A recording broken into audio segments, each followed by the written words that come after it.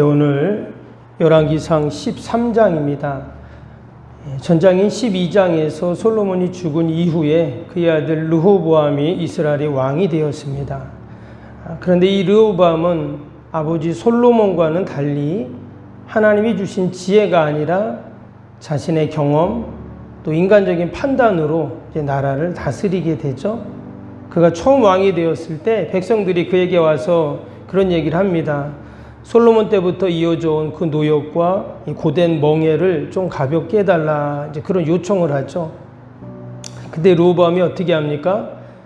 예, 알겠습니다, 이렇게 하는 게 아니라 도리어 더 무거운 멍에를 그들에게 매게 합니다. 당연히 백성들은 등을 돌리게 되고 여로보암을 자신들의 왕으로 이제 추대를 합니다. 이때부터 이스라엘이 두 개의 나라로 이제 갈라지게 되죠. 북쪽에 10개의 지파가 함께 해서 여로보암이 다스리는 북왕국 이스라엘이 되고, 그리고 또 남쪽은 유다와 베냐민 지파를 중심으로 해서 르호보암이 다스리는 남왕국이 됩니다. 분명히 하나님께서 이스라엘이라는 한 나라를 통해서 하나님께서 지금까지 역사를 하셨는데, 이제 나라가 분열되고 나눠지고 갈라진 겁니다. 여러분, 늘 분열시키고 갈라지게 하고 또 나누는 것은 누가 하는 일이죠?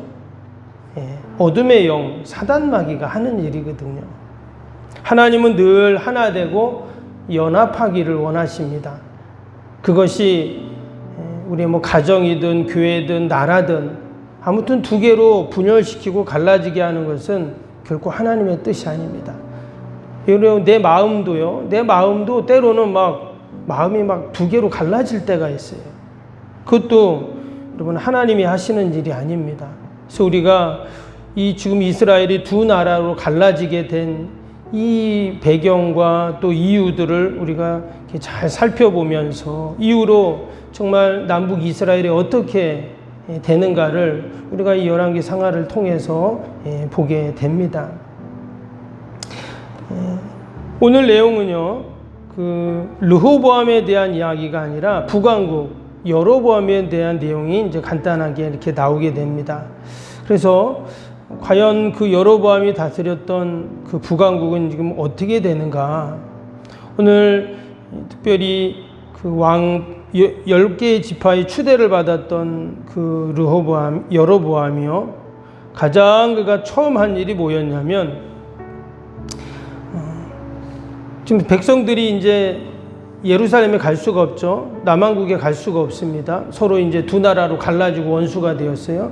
그래서 이 여로보암이 가장 먼저 한 일은 뭐였냐면 베델과 단에 우상의 제단을 만들게 됩니다. 그래서 금송아지를 이제 두 개를 만들게 되는데, 그러면서 하는 말이 뭐냐면 바로 이 금송아지가 우리를 이끄는 하나님이다, 이렇게 이야기를 합니다. 백성들에게 우상 숭배를 하게 하는 것이죠. 그리고 오늘 뒤에 보니까 뭐라고 합니까? 33절 그 뒤에 보니까 아무나 제사장이 되고 싶은 사람은 그냥 제사장을 세우는 이런 모습이 나오죠. 이 말은 무슨 말이냐면 원래 제사장은 하나님이 세우고 또 절기도 하나님이 정하시는데 바로 이 여로보암이 자기가 하나님의 행사를 하고 있는 그런 모습을 볼 수가 있습니다. 그러니까 하나님의 말씀을 무시한 것이죠. 그런데 오늘 이 13장의 내용은요, 그럼에도 불구하고 하나님은 어떤 하나님이냐? 사랑의 하나님이시죠. 그래서 이 여로보암이 하나님께 돌아올 기회를 주시고 또 하나님께서 그에게 여전히 은혜를 베푸시는 그 모습을 볼 수가 있습니다.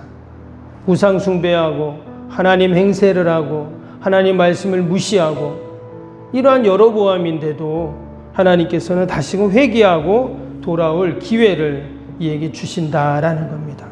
특별히 오늘 이 13장에는 하나의 사건을 통해서 그것을 보여주세요. 오늘 1절을 보시면 1절에 한 사람이 나옵니다. 어떤 사람인가 보면, 보라, 그때 하나님의 사람이 여호와의 말씀으로 말미암아 유다에서부터 베델에 이르니 마침 여로보암이 제단 곁에 서서 분향하는지라 그랬어요. 그 남유다 사람이, 남왕국 사람이 지금 북왕국에 온 겁니다. 어디에 왔다 그랬어요? 베델에. 그러니까 지금 우상의 제단을 만들어 놓은 베델에 딱 온 겁니다. 와봤더니 그 제단에서 이 여로보암 왕이 분향 제사를 지금 지내고 있었다 그랬어요.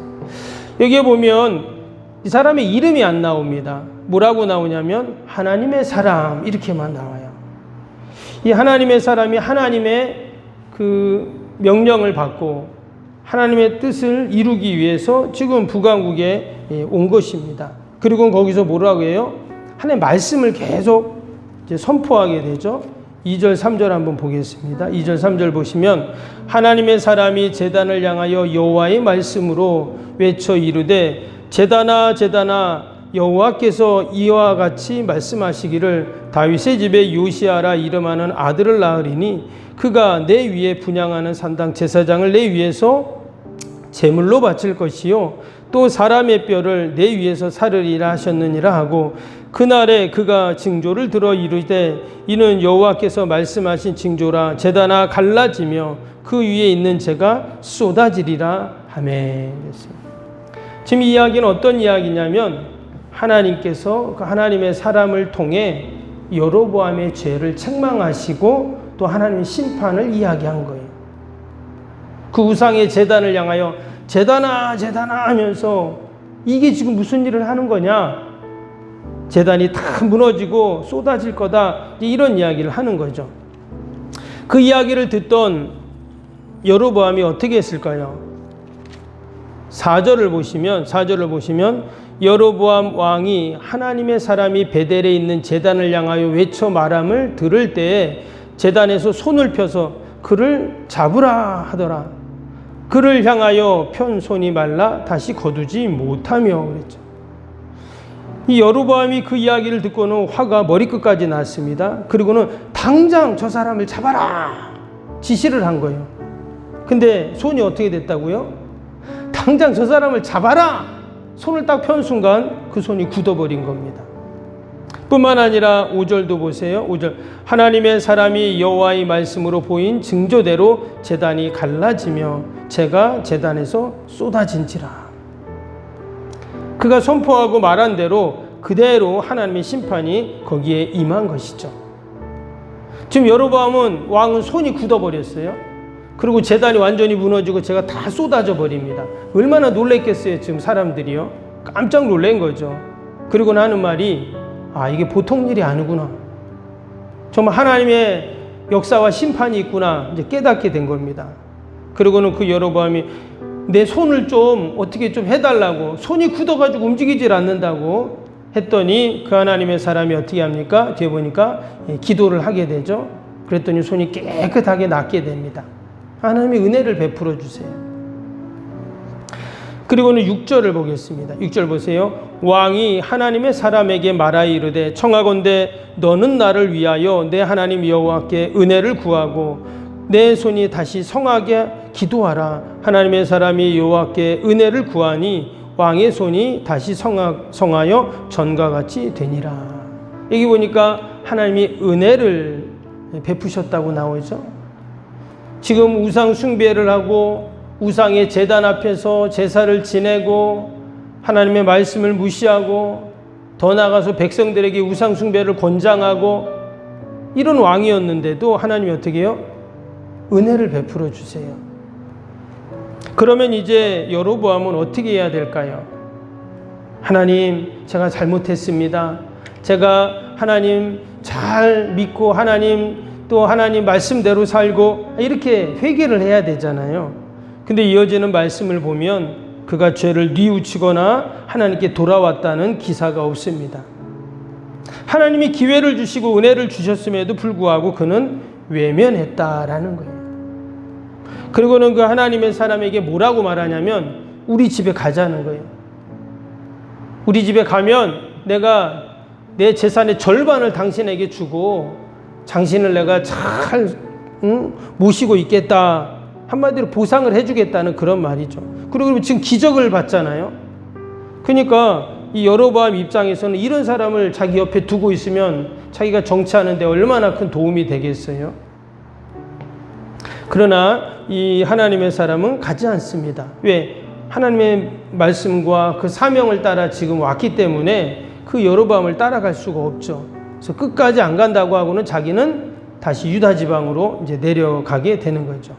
근데 오늘 말씀은요, 여기서 끝나지 않고 이어지는 말씀에 보면 어떤 일이 일어나게 되냐면 베델에 있는 한 늙은 선지자가 나오게 됩니다.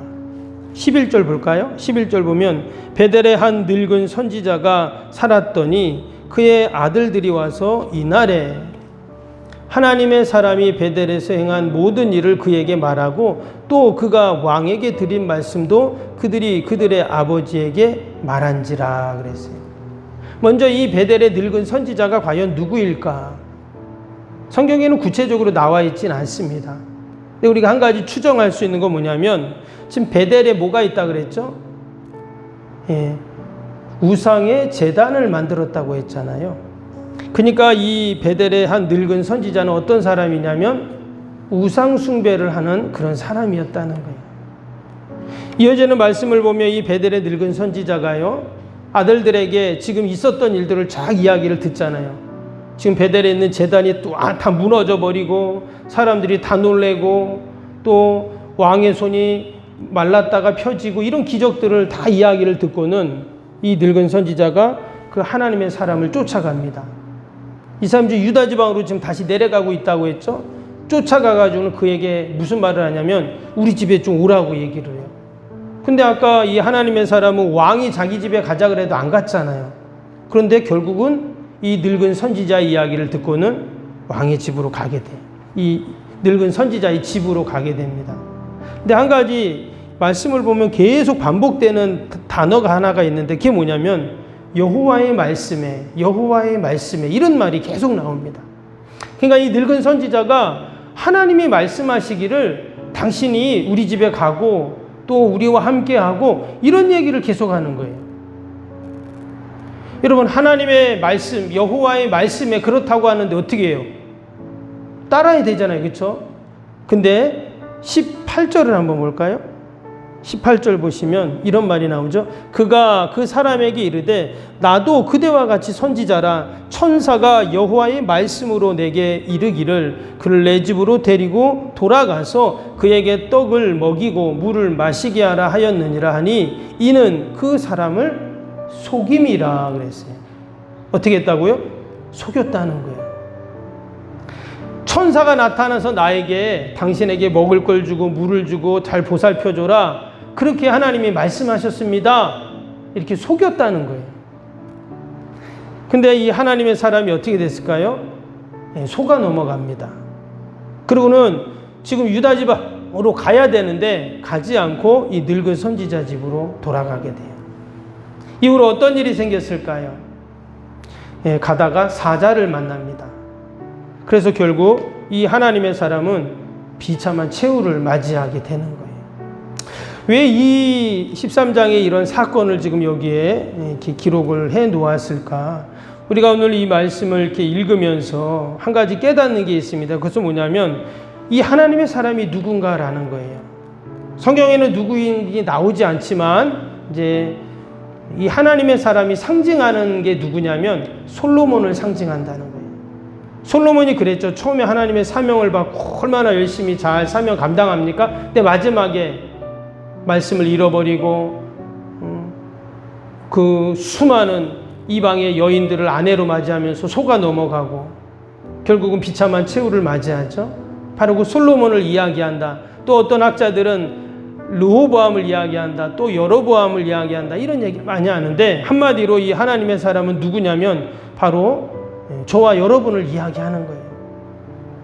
우리가 하나님의 말씀을 붙잡고 사명 붙잡고 이 땅에서 살아갈 때 우리가 늘 승리할 수 있지만 말씀을 잊어버리고 또 하나님과 멀어지면 어떻게 된다는 거예요?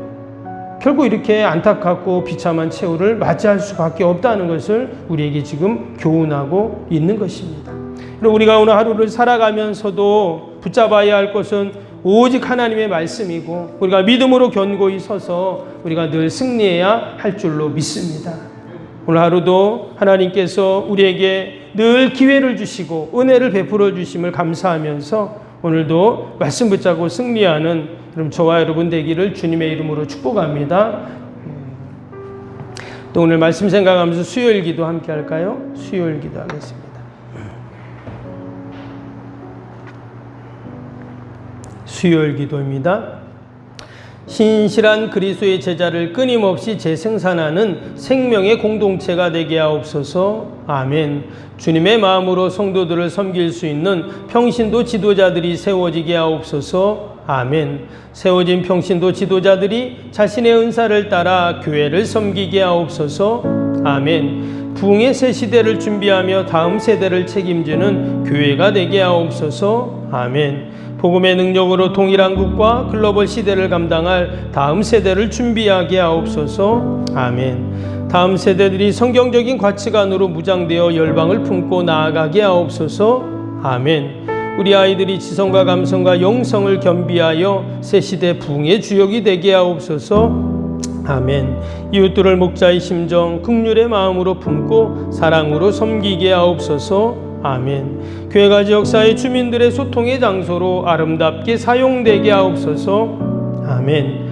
늘 섬김의 자리에 있게 하시고 지역의 자랑이 되는 교회가 되게 하옵소서. 아멘. 지역교회와 협력하여 함께 부흥하고 부흥성시와의 쓰임받게 하옵소서. 아멘. 온 성도들에게 구령의 열정이 불타게 하시고 영원권에 힘쓰게 하옵소서. 아멘. 주님의 지상 명령을 수행하며 주님의 소원을 이루어드리는 교회가 되게 하옵소서. 아멘. 세계복음화를 위해 더 많은 선교사, 선교지를 품고 섬기게 하옵소서. 아멘. 새성정을 주기 열방의 구원을 위해 거룩한 선교센터가 되게 하옵소서. 아멘. 예수님의 이름으로 기도합니다. 아멘. 사랑과 은혜가 충만하신 하나님 아버지, 하나님의 사람도 처음에는 말씀을 잘 붙잡았지만 말씀을 잃어버리고 또 그 어둠의 영에게 속임을 당하여 비참한 최후를 맞이하게 되는데, 하나님, 우리가 오늘 하루도 오직 하나님의 말씀에 매여 있게 하여 주시고 늘 성령님 의지하게 하시고 귀한 사명 잘 감당하여 늘 승리하는 저희들이 되게 하여 주옵소서. 하나님, 지난밤에도 참으로 무더웠습니다. 이 무더위를 하나님, 우리가 믿음으로 잘 슬기롭게 이겨나가게 하여 주옵소서. 우리 어르신들, 또리 환우들 꼭 붙잡아 주시어서 아버지 지치지 않게 하시고 건강 잃지 않도록 하나님 붙잡아 주옵소서. 아버지, 오늘부터 우리 중고등부 아이들 연합 수련회가 있습니다. 하나님께서 이 무더위 가운데 아이들이 수련회 잘하게 하시고 아버지, 수련을 통하여 예수님을 만나고 꿈과 비전을 갖는 귀한 복된 시간들이 다 되게 하여 주옵소서. 아버지, 오늘도 나라 민족 교회 이웃 사랑하는 자녀를 다 올려드리오니 하나님 돌보시고 선하게 인도하여 주옵소서. 감사하며 예수님의 이름으로 기도하옵나이다. 아멘. 하늘에 계신 우리 아버지, 아버지의 이름을 거룩하게 하시며 아버지의 나라가 오게 하시며 아버지의 뜻이 하늘에서와 같이 땅에서도 이루어지게 하소서. 오늘 우리에게 일용할 양식을 주시고 우리가 우리에게 잘못한 사람을 용서하여 준 것 같이 우리 죄를 용서하여 주시고 우리 시험에 빠지지 않게 하시고 악에서 구하소서. 나라와 권능과 영광이 영원히 아버지의 것입니다. 아멘.